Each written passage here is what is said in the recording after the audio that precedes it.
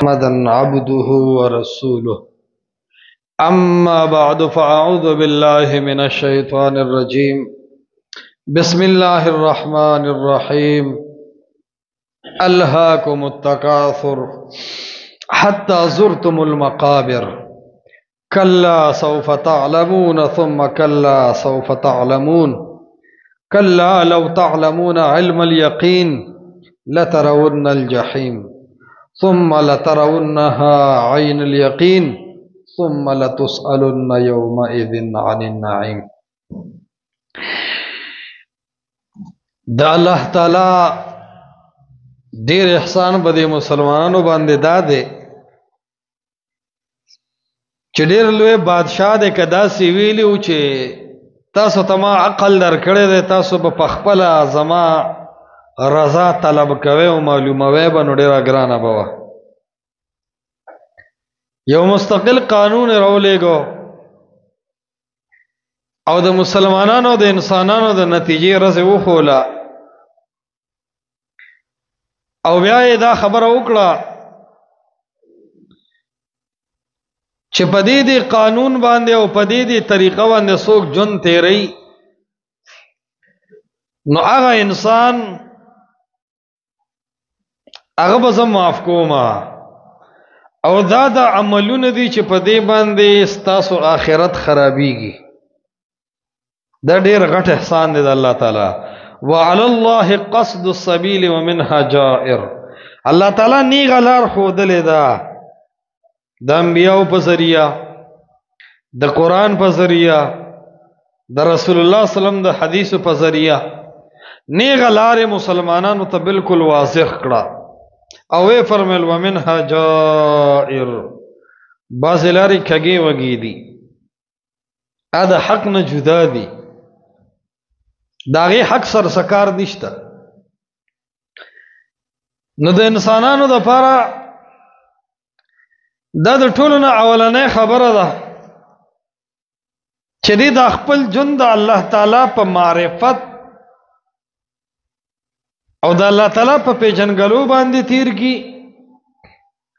او کم چې د انسانانو مقصودی سفر ده دک سفر د پاره انسان تیاری وکي او شروع وکي. ډیر بے ځای د مسلمان نه دا ټیم تیریږي، دا ټکی یاد ساته. د دې خپل عمر محاسبه کله کله ځان سره کوا چې دا عمر زما څنګه تیر شو. ماشوم وما ماشومتوب نه ځوانۍ ته ورسېدم، په دې ځوانۍ پورې ما د الله تعالی د محبت او د الله د پیژنګلو څومره کوشش کړی دی. د ځوانۍ نه سړیتوب ته او پوخ عمر ته ورسېدم، ما په دې پوخ عمر پورې الله څومره رضا کو. بیا د دې پوخ عمر نه بعد زه بوډا شم او ارذل العمر آخري عمر زما راغی، ګیره کې سپین ولګېدل.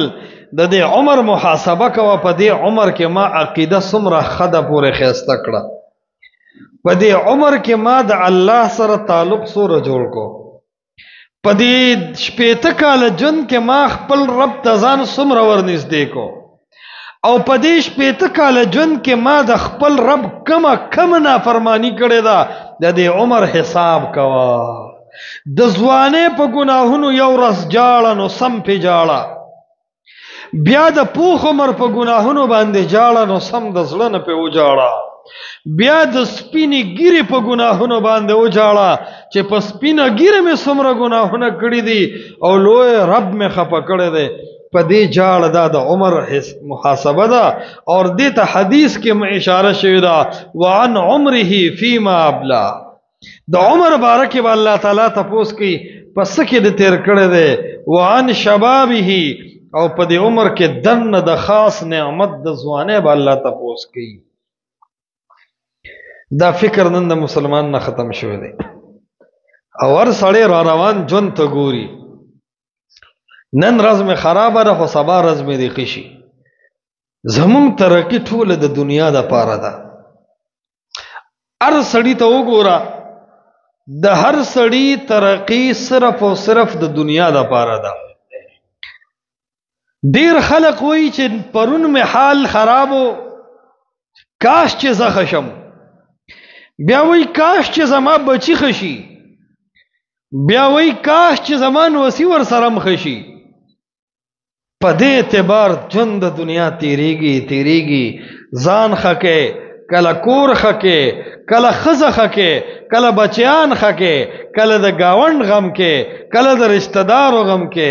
د آخرت طرف ته د توجه نشته او په دې حال کې د دنیا نه لاړ شي خبره ختم.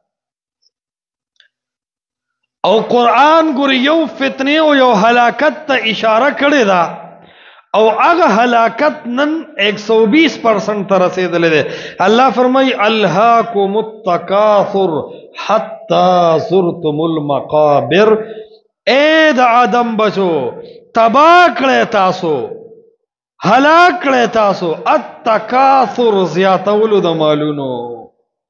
هر سړی وایي چې زه کروڑپتی شم، هر سړی وایي زه لکپتی شم، هر سړی وایي زه ربپتی شم. الهاکم التکاثر.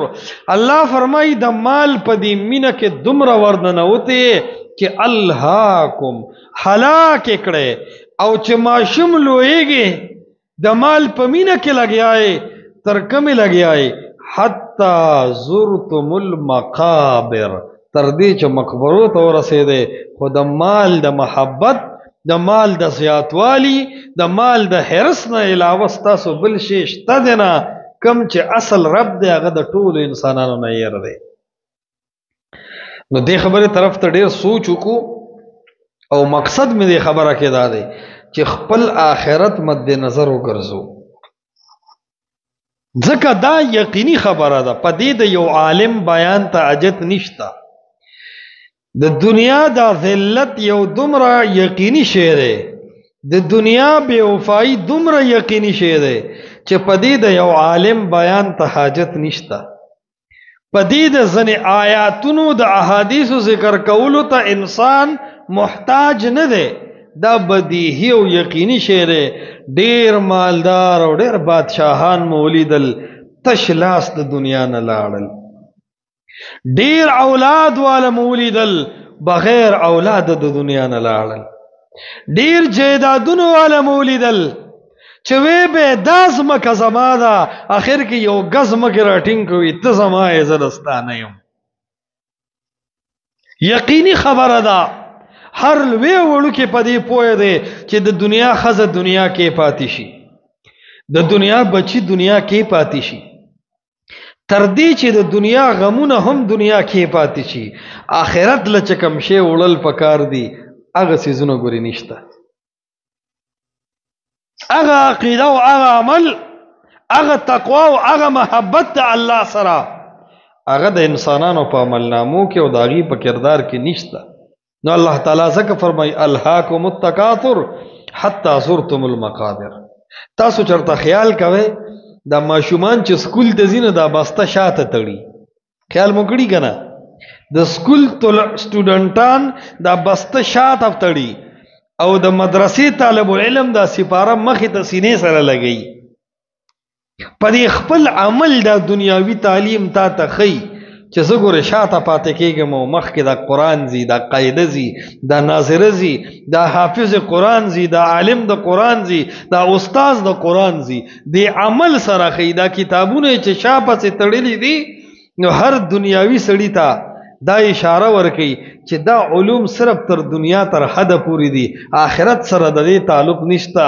د آخرت دپاره مدرسې تلاش کا، مساجد تلاش کا، اهل الله تلاش کا، اهل القرآن اور اهل الحدیث تلاش کا. التبتا ته چې کوم دی د آخرت د سفر د پاره ډیر ښه سامان ملاویږي. نو الله تعالی د انسانانو ته ګوره دنیا کې ښیي چې کوم امتحان په تاسو را روان دی، هغه امتحان له تاسو تیار نه یې. ګوره هغه امتحان له تاسو جوړ نه یې، هغه امتحان ستاسو ناکامۍ طرف ته روان دی. الهاکم التکاثر، تباہ کړی د مال دی زیاتت. او دا یو داسې مرض دی که نه، یو بیماری ده، یو بیماری دا ځان کې تلاش کا. که د دې بیمارۍ نه ته بچ یې، ته د وخت بادشاه یې، او که په دې بیمارۍ کې ګیرې نو ستا د کینسر نه ته تباه یې، ته بغیر د شوګر او بلډ پریشره تباه یې، ته بغیر د زړه د مرض نه تباه یې. که دا مرض تا کې دی هغه د محبت د دنیا. الهاکم التکاثر حتی زرتم المقابر. کم زړه کې چې د دنیا محبت وردن نشو، کم زړه کې چې د دنیا د بینک بیلنس او د گاډو د بغلو محبت وردن نشو، دا انسان داسې بیمار شو چې تر مرګ به د علاج نشي. بس دی ختم. یو د ضرورت د دنیا، یو د دنیا مقصد جوړول. دا نقطه ډیر زیاته دی عوامو ته لپاره ضروری ده. یو د دنیا زمون ضرورت دا بالکل جائز دی، انبیاء کار کسب کړی دی دنیا هو ګټا، خو دنیا زمون ضرورت ته مقصد نه دی. ضرورت ځکه دی چې انبیاء ځان کړهولې دی، ګډې سره ولې دي، مزدوري کړې دي، ځان وکړوا، خو دنیا د دنیا د پاره وګټه، مقصد یې مجوړوا. مقصد زمون آخرت دی. نن مونږ دنیا مقصد جوړ کړی دی او آخرت مواسي ایمرجنسی ضرورت جوړ کړی دی. پکار دا د چې دنیا ضرورت کو، آخرت خپل مقصد کو. د دنیا د پاره مسلمان شپه ورځ لګیا او شپه ورځ لګیا، یو نه ختمیدونکې ټینشن د آخرت را روان دی. د دې دنیا نه زیاته توجه دغه آخرت لور کول پکار دی. نو الله تعالی فرمایي الهاکم التکاثر حتی زرتم المقابر. او بیا فرمایي کلا، داسې نه ده، سوف تعلمون، ډیر زر ده چې تاسو به پوه شئ. د څومره د رټنې او څومره د سختۍ آیت دی. الله فرمایي کلا، ستاسو چې دا جون څنګه تیریږي داسې نه ده. سوف تعلمون، ډیر زر ده چې تاسو به پوه شئ. ثم کلا، بیا وره ستاسو د ګومان غلط دی. سوف تعلمون، ډیر زر به تاسو پوه شئ. او بیا الله تعالی فرمایي چې ثم لترونها عین الیقین، دا جهنم به تاسو په خپل یقیني سترګو باندې وینئ. نو بیا به ډیر زیات وجاړئ، ډیر زیات به وجاړئ چې دا خبره خو رښتیا وختي. او د دنیا هر ټینشن نه وي، خو دا ټینشن دی نه وي. دا خو موږ ډیر زیات نقصان طرف ته رالو، ډیر تاوان طرف ته رالو. دی وجه نه په خپل جون کې دا یو امتحان د ځان اغستل دي چې بس دا خپل زړه د آخرت فکر ته اوزګار کو. دنیا خپل ضرورت قدرې وګړو بس. که څوک د اعلی خوراکونو شوقیان وي، په دې جون کې څو ځله اعلی خوراکونه راشي ګرانې شي، نیمه ګنټه بس بیا څه مزه وي. که چا بنډۍ خوړلی دی او ساګ یې خوړلی دی، او که چا غټ اعلی خوراکونه چرګان او ګډان خوړلی دي، دواړو کې هېڅ فرق نه. البته د اعلی خوراکونو بدبویي د دې سبزیانو نه زیاته. نو چې د خوراک دا نتیجه ده چې 15 منټه بعد ذائقه او اثر ختمیږي، نو ولې د دنیا خوراکونو پسې دومره لګېدلې؟ څوک ډېرې اعلی بنګلې پسې لګېدلی دی. نو ډېر بادشاهان چې د دې بنګلې نه کله ځي، نو د خاورو د کټ ته او د خاورو د دسترخوان ورته خور وي که خور نه وي. نو ډېرو خلکو په دې بنګلو کې ژوند تیر کو، ډېرو تیر نه کو، څه فرق محسوس شو. په دې سره به ستا د بنګلو نه زړه موړ شي. جیدادونو والا ته چې کله پسخېږي نو دوو کسانو ته وګوره، د یو جیداد سته او د بل نشته. کله چې مړه شو نو څه فرق محسوس شو. ډېر اولاد والا ته وګوره او بې اولاده ته وګوره، کله چې مړه شو نو څه فرق محسوس شو. هغه هم د دفن نه پاتې نه شو، ګڼ اولاد والا او بې اولاد هم د دفن نه پاتې نه شو. پته لګي آخري انجام د ټولو یو دی، منزل د ټولو یو دی، خو سفر جدا جدا. دې کې هم دننه دا عبرت پروت دی. یو ډېر غټ بادشاہ متعلق د تاریخ دا کتابونه لیکي، سلطان سکندر باره کې وی کله چې دی وفات کېده نو د وصیت کړو چې زما دا یو لاس د کفن نه بار داسې خالی کې. خلکو ورته وی چې دې کې د څه مقصد دی؟ نو څلور کسان چې چا د مشرق نه تر مغرب او شمال نه تر جنوب په ټوله دنیا حکومت کړی دی، هغې کې یو د سلطان سکندر. وی دې کې مې مقصد دا دی چې دا خلق د دنیا حقیقت وپیژني چې سلطان سکندر د ټولې دنیا بادشاہ دی خو دنیا نه چې ځینو خالی لاس دي ځان سره هیڅ ونړل اجڑ گئے وہ باغ لاکھوں جن کے مالی تھے سکندر دنیا سے گئے دونوں ہاتھ خالی تھے هیڅ چیز ځان سره ونړو تا ته دا خی چې په دې کومه دنیا ستا رز لګي په دې کومه دنیا ستا شپې سبا کېږي په دې کومه دنیا ته کله رور وجنې په دې کومه دنیا باندې کله ته ښځه وجنې په دې کومه دنیا باندې کله ته په پوله وخلو خپل آخرت خرابې دا دنیا ډېره منحوسه ده او دا شاته پاتې کېږي اور آخرت ته به تا سره صحیح عقیده ځي او صحیح عمل به ځي نو د دې زړه دا صفایي ډېره ضروري ده ډېره ضروري ده او دا خبرې خلک چې کله ته نن سبا کې داسې عجیبه دور راغلی دی چې د دنیا مذمت او د دنیا بدی بیانې خلک وایي دا څه کمقل او لیونی دی جون په دنیا دی سار کېدل په دنیا دي د ماسپښین روټۍ په دنیا ده د ماسخوتن روټۍ په دنیا خوړلی شي دا علما صرف آخرت کې او دنیا داسې بدی زوم الله تعالی ته په خلقو کې غوره مخلوق انبیا دي که دنیا کې خیر وي محمد رسول الله صلی الله علیه وسلم ته الله تعالی د سرو زرو جازونه میسر کړي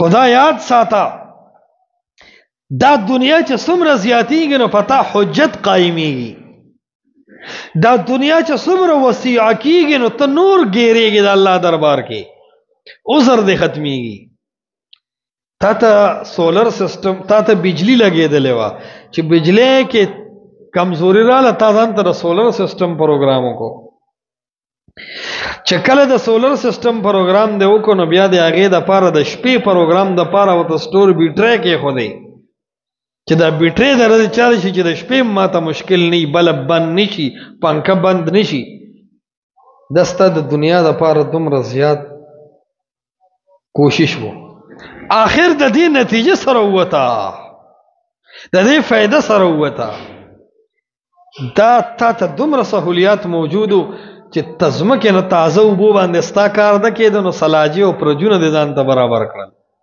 تا ته یخې اوبه موجود وې تا ته نرم قالین موجود و تا سره ناشنا وسله موجود وه تا سره هر قسمه هنر په دې جیب کې چې ستا کم موبایل دی په ده کې ټول دین هم راته دا سهولیات چې زیات شي الله به نه تپوسونه سخت سخت کوي چې سره د دې دومره لوی دنیا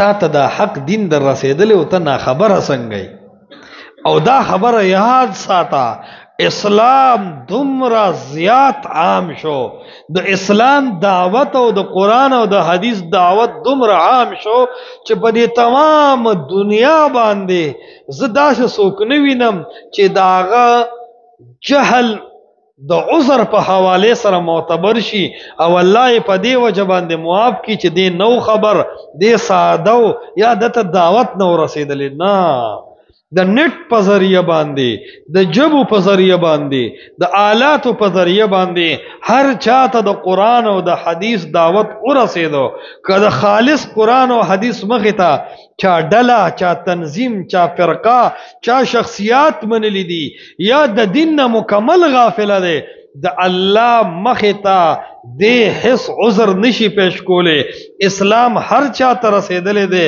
په هر سړی نن حجت قائم دی د قیامت په میدان د چا عذر معتبر نه دی یاد ساته ځکه د قیامت په ورځ چې کله الله تعالی تپوسونه کوي نو په دې ګڼو تپوسونو کې یو تپوس تا دی وي الم یأتکم نذیر څوک یره درکوونکی نو درغلی الم یأتکم نذیر څوک د قرآن د حدیث داعی نو درغلی الم یأتکم نذیر آیا سما د عذاب او د عبرت څخه نشانات دی نو لیدلی الم یأتکم نذیر چرته سخت زلزله نه وراغلی الم یأتکم نذیر چرته ناسا په اټ اٹیک دی نو لیدلی الم یأتکم نذیر چرته په جبه چاړه دی نو لیدلی الم یأتکم نذیر چرته پیدایشي ړوند دی نو لیدلی الم یأتکم نذیر د خپل پلار مرګ دی په خپل سترګو نو لیدلی الم یأتکم نذیر چرته د خپل سترګو مخې ته مړه پیشو مړ سپی نو لیدلی دومره درته زه نه یادېدم نو دا ګوره په خلکو باندې حجت قائم دی. ما یو ځلی یو مجلس کې وی چې دا خلق دی په دنیا کې تجربه ناک دی او په دین کې نه دی، الله تعالی به دیول عذاب ورکي. یو کس ماته وی چې مفتی صاحب دا خو اختلافات دي، فرقی دي، ډېری خبرې دي، الله تعالی عوامو نه دا تبوسونه نه کوي، بس تش منځ او دس دی لکافي دی. ما ورته دا امی سړی، دا ساده سړی دی چې کله تماکو کری، تماکو دی ړومبې باران ته برابر ګوري چې باران وشي د دې ځمکې یو خپل وتر دی، په هغه وتر به دا پټې راټینګوم. مل دې کې دی پوهېږي که نه بیا وپوهېږي. مې بیا چې کله دی دا تماکو لګي یو یو بوټي ته ګوته ولګي، نو مې بیا د دې دپاره مختلف سپریګانې دی کوي که نه کوي؟ وی کوي. مې بیا ته دې سیوایي بچکچ ماتوي که نه وي ماتوي. مېل بیا چې دی ریبي بره باران ته ګوري که نه ګوري؟ ګوري. مې بیا یو یو پاڼه جدا کوي، د هغې نه ډانډې لرې کوي، هغه بیا دکاندار ته وړي، د هغې دپاره لسته ریټه معلوموي، ښه ریټ والا باندې خپل تماکو خرڅوي که نه خرڅوي؟ وي خرڅوي. مې دا د دې ذلیلې دنیا دپاره دومره تجربه کار دی، د دې قیمتي دین او د لوی رب د پېژنګلو دپاره ولې تجربه کار نه دی؟ دا عذر الله چرم نه قبلې چې مونږ خو عوام یو. دا د عوامو د غلطو شبهونه یو لویه شبهه ده. ویره چې مونږ عوام یو دومره پې نه پوهېږو. ته چې تماکو کرې ته امي نه یې، ته چې د جوار کله کرې ته 1000 قسمه تخمونه پېژنې چې دا په یو جریب کې څوره جوار کوي. ته چې غنم کرې نو ته موسم ته ګورې، تا ته مختلفې دعایانې یادي. ته چې کله دنیاوي یو بنگله جوړه، یو کور جوړه، د هغې دپاره پیلرې، د هغې دپاره رنګ، د هغې دپاره سیلنګې، هغې کې د مختلفو بجلو په نظام باندې ته پوهېږې. ته د هغې دنیا دپاره ساده نه شوې. ته چې نه پوهېږې ته په دین نه پوهېږې، ته چې نه پوهېږې ته په اسلام نه پوهېږې، ته چې نشې معلومولی نو ته حق نشې معلومولی. که ته په دنیا کې هم داسې لیونی او ساده یې څنګه چې په دین کې، بیا به خو کیدی شي چې الله معاف کړی وي، بیا هم لازم نه ده. خو چې کله تا په دنیا کې په هوښیارتوب ښکر کړي دي او د آخرت دپاره ته په هیڅ شي کې نه وي، زه ټولو ته په یو نظر ګورم، وي ټول زمونږ د سر ګلونه دي، پته لګي چې تا کې د آخرت صحیح فکر نشته. نو عرض مې دا کو چې الله تعالی دې په مونږ کې صحیح د آخرت دا فکر پیدا کړي. د صحابه کرامو ډېر غټ غټ صفات، خو یو صفت د هغې سو د آخرت فکر په صحیح معنو په ځان کې راوستل. دا د صحابو د خو صفاتو نه یو صفتو، د آخرت فکر په ښه طریقه ځان کې راوستل. بس دې کمال هغې کم ځای ته ورسولو، ډېر لوی مرتبې ولا ورکړې. او زمونږ مسلمان چې ته ورته ووایې چې صفا د رسول الله صلی الله علیه وسلم حدیث دی چې بغیر د سورة الفاتحې مونځ نه کېږي، دی پکې دومره نخرې راوباسي، دومره نخرې. هغه ورځ یو عمومي سړی راغی، نو هغه ما ته وی چې زه خو ځان له مونځ کومه. نو ما ورته وی حنفي سړی چې ځان له مونځ کوي د ده کېږي، خو چې امام سره یې کوي نو نه کېږي. نو هغه وی چې دا څنګه خبره ده؟ مېل تا چې ځان له مونځ کو تا پکې فاتحه ووي که ونې نه وي؟ ځان له مونځ کو سړی فاتحه وي، مې ته چې امام سره کې فاتحه پکې وی نه وي نه، نو مې ستا ځان له مونځ غوره شو، ځکه په تا فاتحه فرض ده، امام سره نه وی او ځان له وی، نو ځان له مونځ ستا غوره دی، امام سره ستا غوره نه دی، ځکه چې کوم فرض فاتحه ده ته پکې هغه نه وی. د امام سره مونځ رسول لوی کمال دی، الله په اجر ورکوي. خو د هغې نه ته جبیره دار وباسې چې هاخوا نه ته فاتحه د منځه وباسې. دا فاتحه مقصود دی په دې مونځ کې، دا ته تا د منځه لرې کو. خلک وایي یو ماشوم بیمار و بیمار نو دوایي نه خوړه ګولې، نو مور یې داسې چلو کو دا لاډو نه لاډو مټیایم لیدلی دا غټ لاډو که نه، په هغې کې ورته دا ګولې پټه کړه، داسې دننه یې پکې ور وټومبله، هغې داسې پرچ کې کېښوده، ناغرضه کې ورته اواز وکړو بچي وي هغه مټیایي مې د لای ښې ده ویزرې وخوره نور واړه رانه شي. نو ده بس مټیایي خوړلې ده خو بیا هم ټوخېدو. مور یې وی چې ده خو ګولۍ وخوړه خو بیا هم ټوخېږي. نو تپوس ته وکړي بچې تا هغه مټیایي خوړلې وه؟ وي هغه هډوکې مې ترې غورځولې وه، نوره مټیایي مې خوړلې وه. هغه چې مقصود خو د غاډو کې وبا مټیای زو کول نو دا احناف نه دي د مټیای نه اډو کې ورځي چې مونږ نه د فاتحه ورزول خو بس مونږ د لاړ ما عرض دا کو چې د خپل آخرت د پیژنګلو د پاره دومره علم په هر مسلمان باندې ضروری دی چې د دین تخپل کار وي د دې گمراهو د دې فرقو د غلطو علماو د تیز دعوت یو وجه د جاهل عوام دي که جاهل عوام د دې گمراه عالم سپورټ پری دي نو علما به بدعات بیان کی شرکیات وو کی خو چې کله مولا گمراه خبره کوي نو مخامخ ناس عوام سره تل نشتا دی مټر تلی دی ټماټر تلی دی پیاز تلی دی غنم او جوار تلی خو زمون عوام دین نشي تللی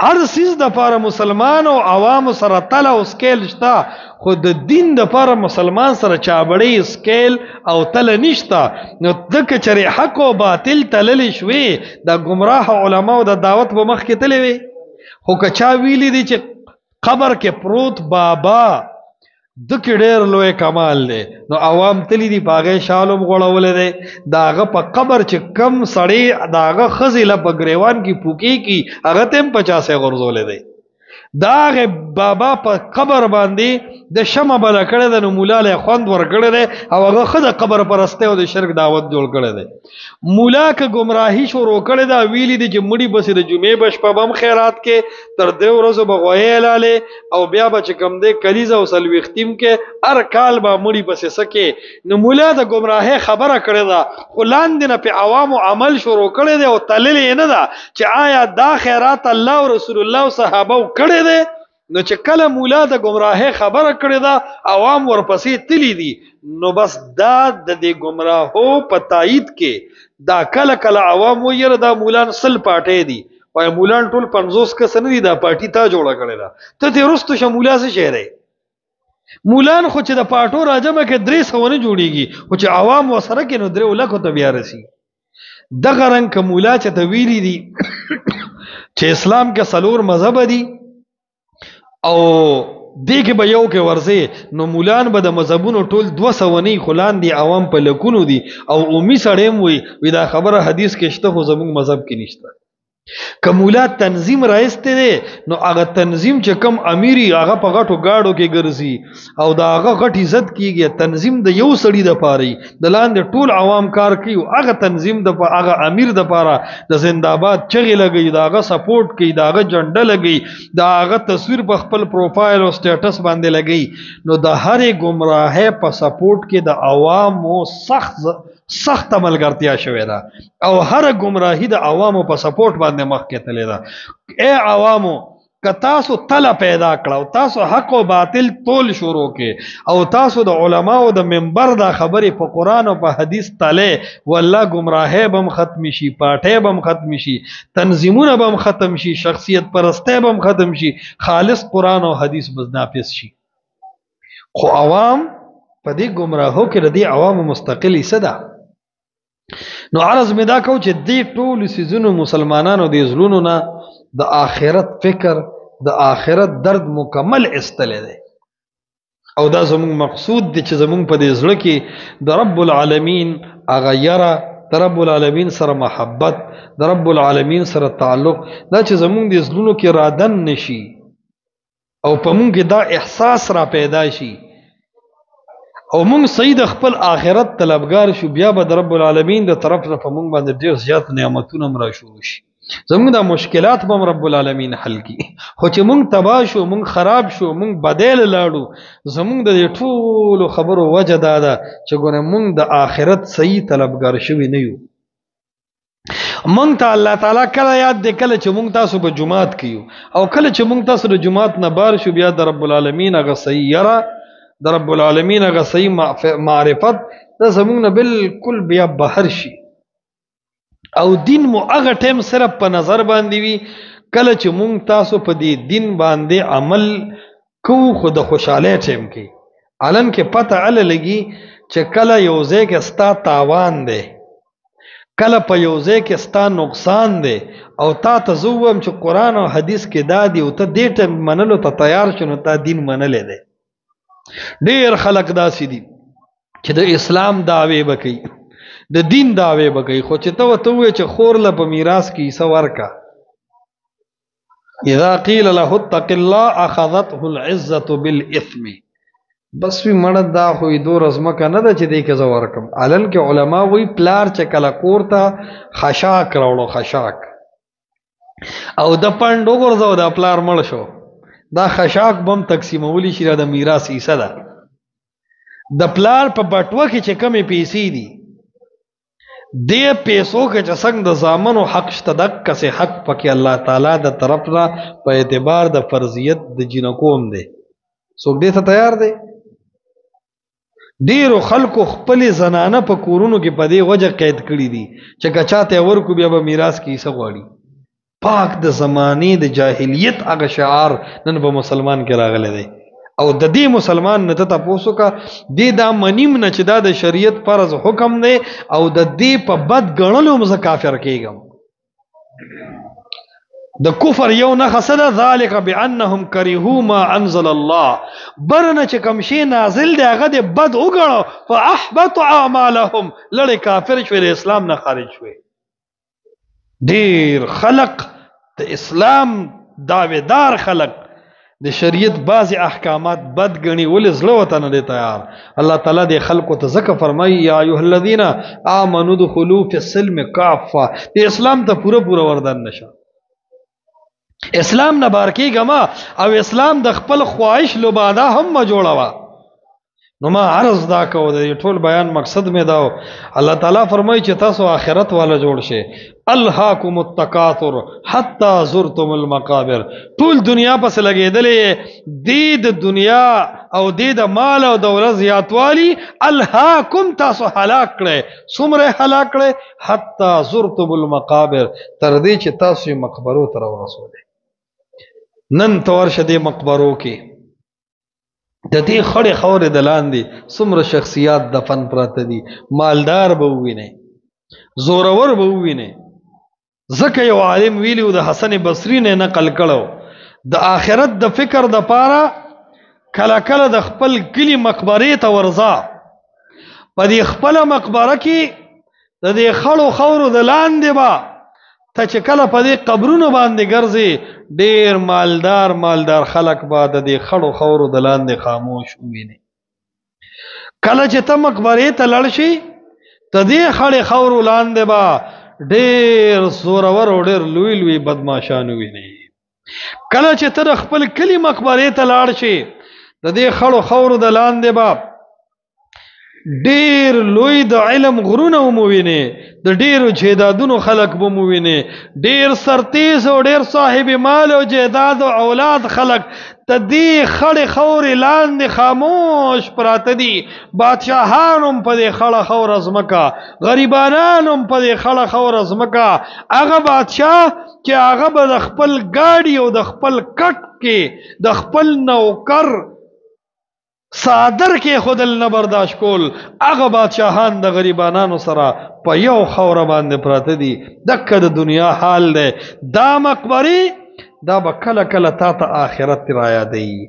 ای د کمالونو ربه څنګه د بادشاه او ګدا په یو ځمکه یو ځای کړل. دا هنر چا سره نشته چې په کم ځای بادشاه ملاستی په هغه ځای باندې د هغه نوکر سملی. دا طاقت د هیچ چا نشته، دا د رب العالمین دی چې په کم ځمکه بادشاه سملو په هغه ځمکه خوا کې ورسره وزیر سملی. دا ورته ښیي چې ای بادشاه ستا بادشاهي ارزي وه، ای غریب ستا غریبي ارزي وه، زما مخې ته چې راشه چا وګټله د هغه بادشاهي یقیني ده. الله دې موږ د دغه ورځې بادشاهان کی او دا به هلې کېږي چې صحیح د قرآن د حدیث تابعدار شو. انشاءالله روجه را روانه ده، آینده نه به روجې ښکلې تفصیلي مسائل ذکر کو. الله تعالی دې موږ تاسو په قرآن او حدیث باندې همیشه دپاره مستقیم او دائم لري. هذا وبالله التوفیق.